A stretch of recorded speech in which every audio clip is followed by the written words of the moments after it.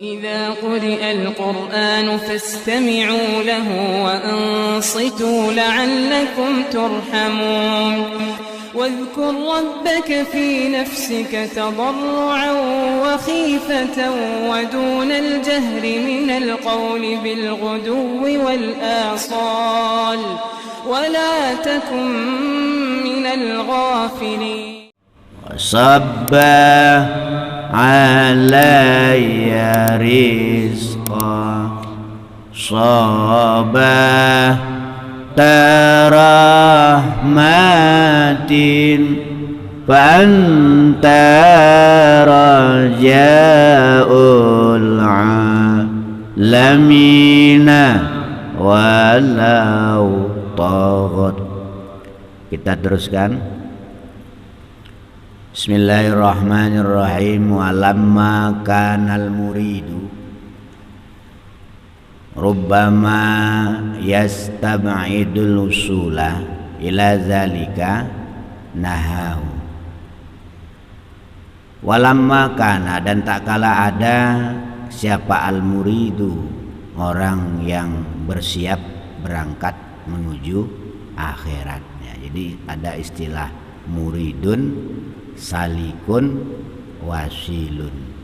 Kalau muridun ini orang yang sedang mengadakan persiapan untuk berangkat menuju akhirat. Belum berangkat, tapi baru siap-siap. Nah, salah satu yang harus dipersiapkan adalah ilmu. Likulli syai'in tariqun, kata Nabi, wa tariqul jannah al ilmu.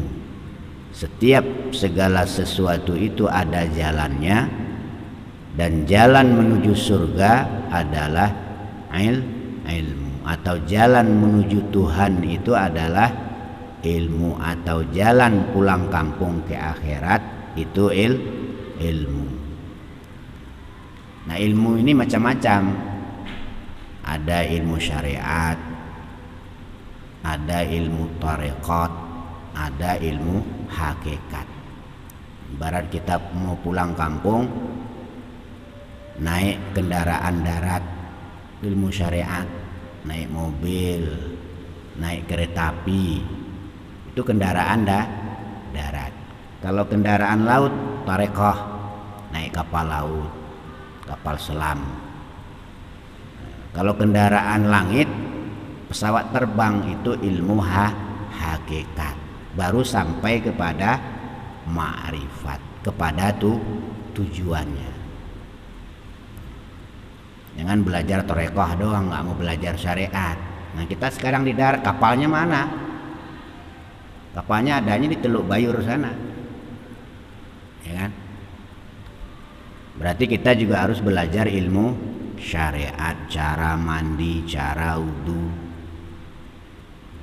cara jual beli, cara simpan pinjam, bagaimana hukumnya minjam duit ke bank, apa termasuk riba atau tidak. Nah, itu harus dipelajari. Dosa riba itu adalah sama dengan menzinai ibu kandung sendiri. Itu dosa riba yang paling kecil, itu berzina dengan ibunya sendiri. Itu kan pekerjaan yang menjijikkan itu. Nah, itulah dosa riba yang paling kecil. Nah, kenapa sekarang doa-doa kita umat Islam itu nggak begitu lodging, nggak begitu naik ke atas, nggak begitu qabul? Karena kita ini rata-rata sudah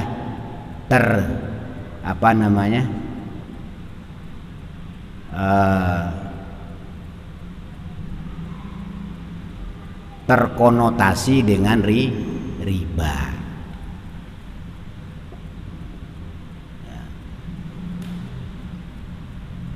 Kayaknya zaman sekarang ini kalau nggak makan duit riba sulit.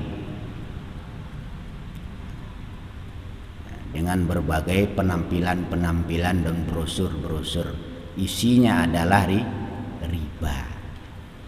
Makanya jangan heran kalau kita doa sekarang ini nggak kayak orang dulu.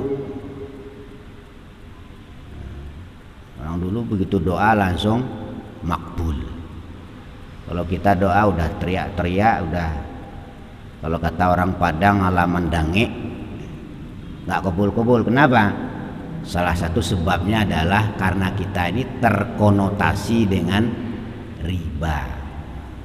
Hati-hati tuh, jangan makan duit riba ya. Kecuali kalau darurat, mau pergi haji, duitnya harus lewat bank. Pergi umroh lewat bank. Wah, tapi kan ada bank syariat. Bank syariat itu merek doang itu. Tambah gede itu mainnya malah pada yang konvensional. Katanya bagi hasil. Kalau bagi hasil berarti juga bagi rugi. Kalau cara Islam begitu. Kalau untungnya dibagi, ruginya harus ditanggung orang tua. Kenapa giliran untung dibagi, giliran rugi kok disita jaminannya? Berarti bukan bagi hasil.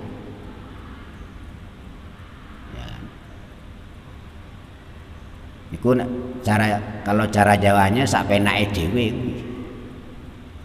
Kalau cara Padangnya nang kelamak dinyo itu. Giliran untung dibagi, giliran rugi jaminan disita. Syariat apaan itu? Bukan begitu caranya syariat Islam itu. Kalau memang bagi untung berarti juga bagi rugi. Dicek, oh perusahaannya bangkrut, minjamnya berapa? 1 miliar. Berarti cukup bayar 500 juta. Yang 500 juta ditanggung oleh bank. Nah, itu berarti syariat. Nah, kalau giliran untung dibagi, giliran rugi tanggung sendiri, itu bukan syariat itu. Itu syariat gawe-gawean ya. Akal-akalan ini. Ya, hanya hati-hati tuh. Jangan sampai makan duit riba, lentenir itu. Nawarin duit baik yang langsung ataupun yang online itu riba asli gitu ya. Paling kecil dosa riba itu adalah ya, sama dengan menzinai ibu kandung sendiri. Kita teruskan dulu. Jadi muridun ya. Muridun itu orang yang bersiap-siap menuju akhirat. Siap-siap ilmunya. Rubbama terkadang yastab'idu menganggap jauh siapa muridun al-usula kepada sampai ila zalika kepada yang demikian kedudukan. Nah, enggak boleh ya. Jadi kita berjalan menuju Allah itu tidak perlu mempersoalkan apa kita ini udah dekat, apa masih jauh, nggak perlu. Apa ini saya khusyuk atau nggak khusyuk, apa saya ini dah orang baik atau orang jelek, nggak perlu. Yang penting jalan terus. Karena yang bikin orang baik itu Allah. Yang bikin orang nggak baik itu Allah, bukan orangnya. Kalau Allah nggak tolong kita untuk berbuat baik, nggak mungkin kita ini jadi orang baik, nggak mungkin. Pasti jadi orang nggak baik. Makanya orang yang berbuat kebaikan nggak usah terlalu pede, apalagi menyombongkan diri. Begitu pula orang yang berbuat keburukan nggak usah terlalu minder, apalagi putus asa. Semua itu adalah kudrah min kudratillah. Nah, yang penting apa? Ya, kita jalan aja. Kenapa? Wa mazalika, dan tidak ada apa yang demikian ya, menempatkan dari Allah atas Allah bi azizin perkara yang sulit. Kalau Allah mau nggak ada yang sulit. Kita dijadikannya orang ikhlas. Kalau Allah mau nggak sulit bagi Allah. Bisa kita jadi orang ikhlas. Jadi orang sabar, jadi orang istiqomah, jadi orang tawakal, jadi orang rajin berzikir, rajin tahajud, jadi orang rajin baca Quran. Kalau Allah mau, nggak sulit bagi Allah. Tapi kita tidak boleh meninggalkan ikhtiar, usaha ke arah itu. Supaya apa? Supaya nanti kalau kita jadi orang ahli ibadah, ahli baca Quran tidak sombong. Itu adalah pertolongan Allah. Li'annahu, karena sungguhnya Allah qadirun adalah kuasa ala kulli syai'in, atas segala sesuatu. Kalau Allah mau, Allah bisa jadikan kita orang kaya raya. Kalau Allah mau, gampang bagi Allah. Jadi jangan anggap kalau kita sukses itu hasil usaha kita, nggak ada hubungannya itu. Saya bisa sukses begini, saya bisa begini begitu, ini hasil kerja keras saya. Omong kosong itu, nggak ada itu. Itu semua atas pertolongan Allah. Ikhtiar kita itu ibadah, bukan untuk mendapatkan hasil ibadah. Kalau ikhtiar kita baik, dapat nilai baik. Kalau ikhtiar kita jelek, dapat nilai jelek. Soal hasilnya itu adalah pemberian Allah. Kayak orang mau jadi pejabat lah misalnya. Soal dia jadi pejabat atau tidak itu tergantung Allah. Terus untuk orang itu cara dia jadi pejabat. Kalau dia mau jadi pejabat tadi dengan cara yang benar, cara yang fair, cara yang bagus, maka dia akan mendapatkan kebaikan. Tapi kalau caranya nggak benar, caranya nggak bagus, caranya nggak fair, dia akan dapat keburukan. Soal dia jadi atau enggak itu tergantung ketetapan Allah. Jadi yang kita permasalahkan ini caranya, bukan hasilnya. Nah, saya udah zikir selama ini dari lama, tapi nggak kusuk-kusuk, nggak ketemu, itu nggak ada masalah. Yang dinilai oleh Allah itu ikhtiar kita. Kalau ikhtiarnya benar dapat nilai bagus, kalau ikhtiarnya nggak benar dapat nilai nggak bagus. Ya, jangan kepedean kalau kita bisa begini bisa begitu, hasil usaha saya, hasil kepintaran saya. Oh, nggak ada itu. Itu semua adalah hasil pertolongan Allah. Kita teruskan. Fa'alal muridi, maka adalah tetap atasnya murid, orang yang ingin akhirat tadi. Al-qiyamu, apa menetapi bi asbabi, dengan beberapa sebab.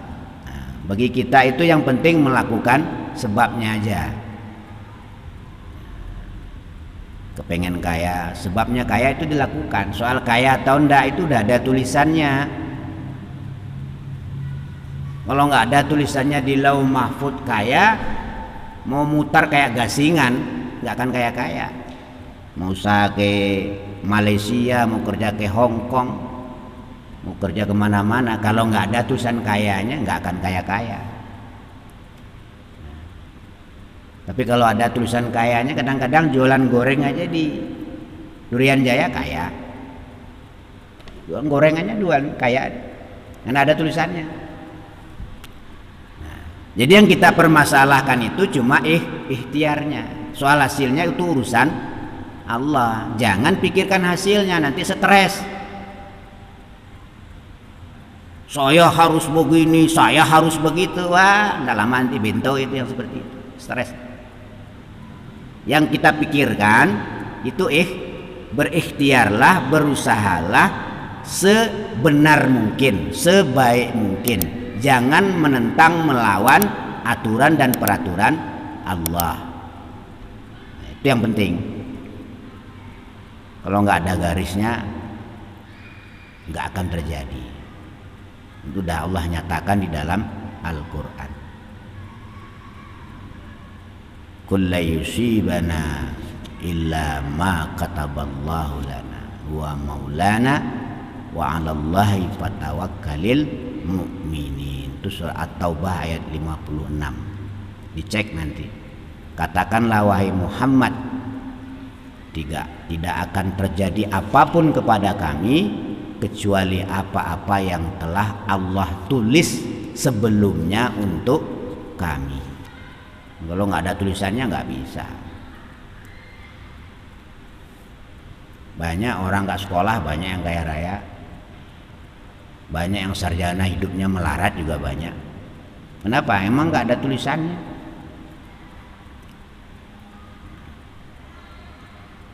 Kita teruskan. Wa minallahi, dan adalah tetap bagi Allah al-usula, adapun hasilnya, ya. Jadi kalau soal hasil itu urusan Allah. Urusan kita apa? Ikhtiar. Karena itu akan menjadi ibadah buat kita. Semakin benar ikhtiarnya, semakin hebat ikhtiarnya, semakin tinggi nilainya.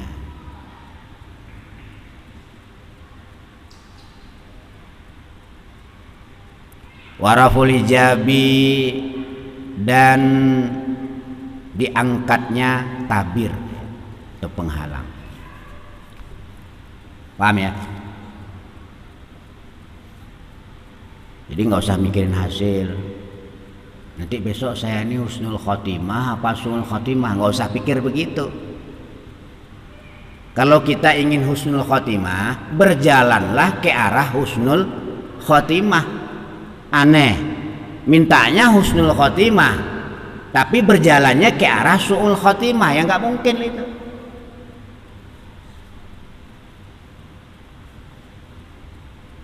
Kalau kita nggak mau suul khotimah, mati jelek besok, jangan lakukan hal-hal yang membuat kita suul khotimah. Itu yang penting. Soal suul khotimah, husnul khotimah itu urusan Allah, nggak perlu kita pikirkan.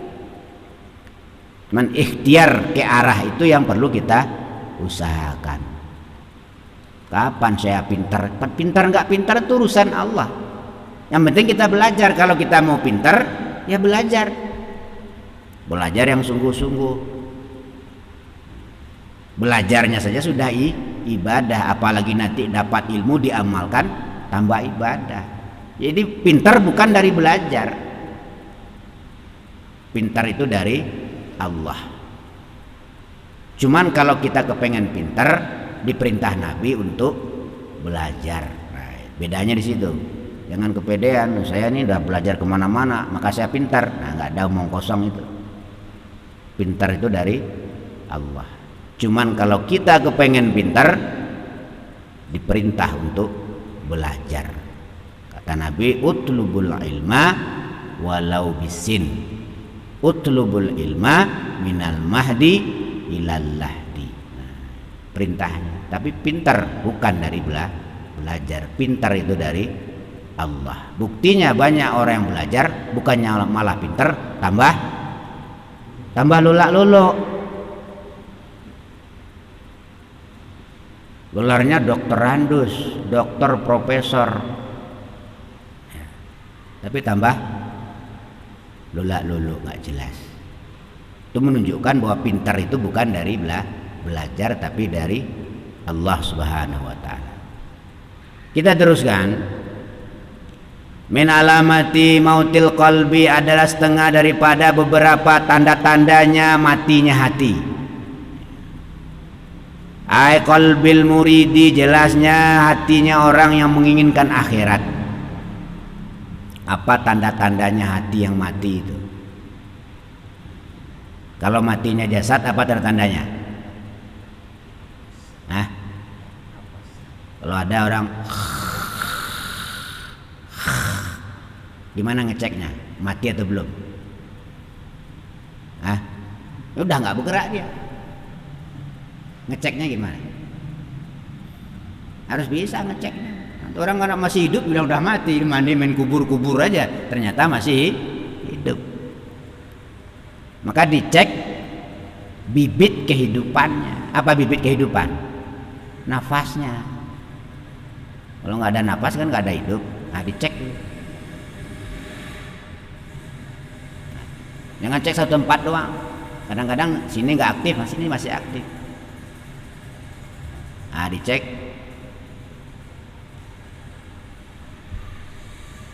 Baru dibacakan inna lillahi wa inna ilaihi raji'un.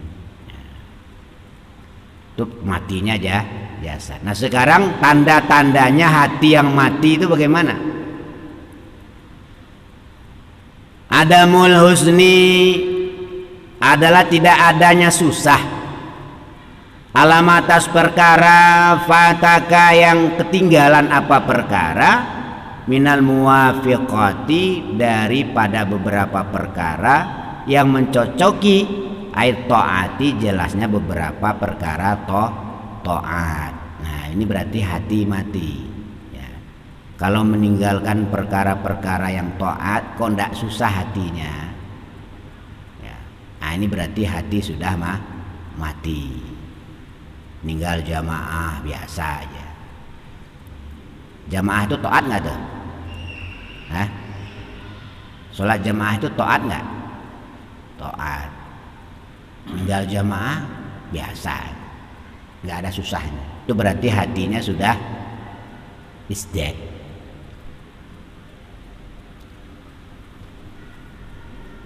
Lo biasanya malam tahajud, witir, zikir, nangis-nangis sama Allah. Allahumma qulna wal muslimin minas saqati ila sa'adah. Biasanya begitu. Sekarang nggak susah. Ayam-ayam kemauan, biasa-biasa aja. Itu berarti tanda-tanda hati yang mati. Kalau susah masih sebenarnya gimana? Susah ya. Hatinya susah walaupun nggak mampu, berarti hatinya masih hidup. Itu pertama. Jadi ketaatan-ketaatan yang pernah kita lakukan terus tidak kita lakukan, terus kita hatinya susah. Nah ini berarti hatinya masih hidup. Tapi kok hatinya nggak susah, biasa-biasa aja. Nah ini menunjukkan hatinya sudah mati. Itu yang dikatakan dalam Quran, wala tamutu wala yahya. Nggak bermutu ngabisin biaya. Hidupnya tadi itu, hidupnya dibuang-buang, umurnya dibuang-buang. Padahal orang-orang yang mati dalam kubur itu ibarat dia punya uang 10 triliun di dunia ini. Mau dia memberi uangnya 10 triliun itu untuk hidup 1 hari saja. Kalau dia punya uang 10 triliun, mau dia menukarkan duit yang 10 triliun itu untuk hidup 1 hari di dunia. Tapi kita orang yang hidup, terkadang hidup kita buang-buang.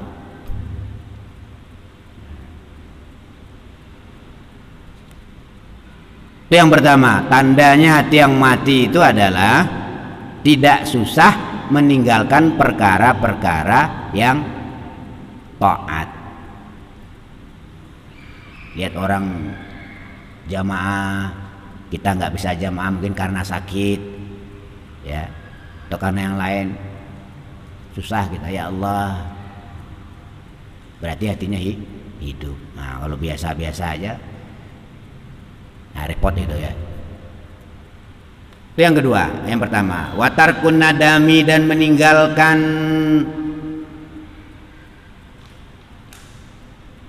menyesal ya.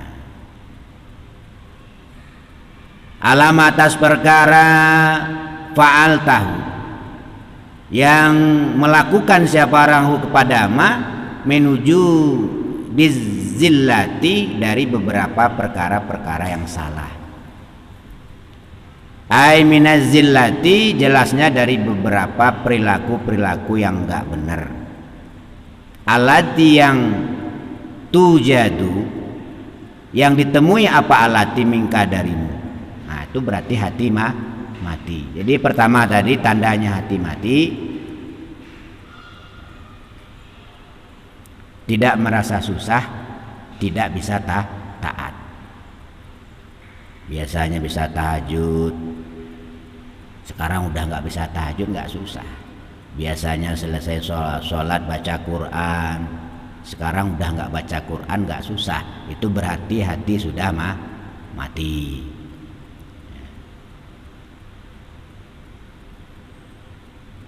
Terus yang kedua, tidak menyesal melakukan perkara-perkara yang nggak benar. Itu berarti juga mati itu. Baru gosip ngomongin orang, nggak ada nyesalnya. Ngomongin si A, si B. Kalau bergosip semua orang, walaupun ustadz ini kadang-kadang bergosip, cuma kadang-kadang nyesal. Astagfirullah ya Allah, kenapa saya kok bergosip ini?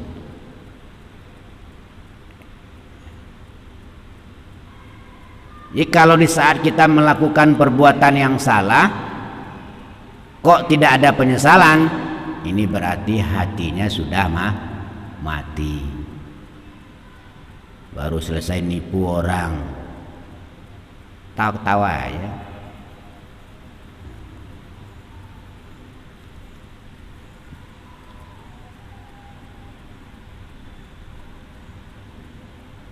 Kita teruskan sedikit.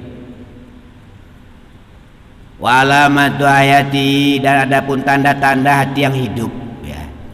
Ini hati yang hidup, kebalikannya.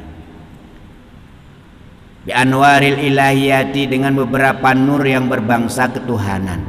Jadi maksudnya nur-nur ketaatan, ya. Jadi sholat kita itu menghasilkan nur, zikir kita itu menghasilkan nur, kebaikan-kebaikan yang kita lakukan itu menghasilkan nur. Itu yang dikatakan nur ilahiyah. Insyaallah kita lanjutkan pada perjumpaan selanjutnya.